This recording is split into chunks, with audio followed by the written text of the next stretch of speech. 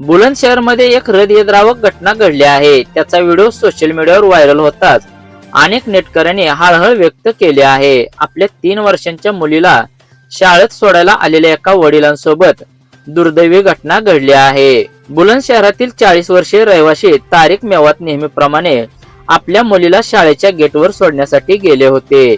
शाळेच्या गेटवरील सीसीटीव्ही फुटेजमध्ये ते आपल्या मुलीला ई-रिक्षातून उतरवताना आणि नंतर तिचा हात आणि बॅग आत घेऊन जात असल्याचं दिसून आलं आहे. गेटमधून परत येत असताना अचानक ते खाली कोसळले. तारिक शाळेबाहेर पडलेले पाहून लोक जमले आणि त्याच्या कुटुंबाला या संदर्भात माहिती दिली. त्यांना जवळच्या खासगी रुग्णालयात नेण्यात आले.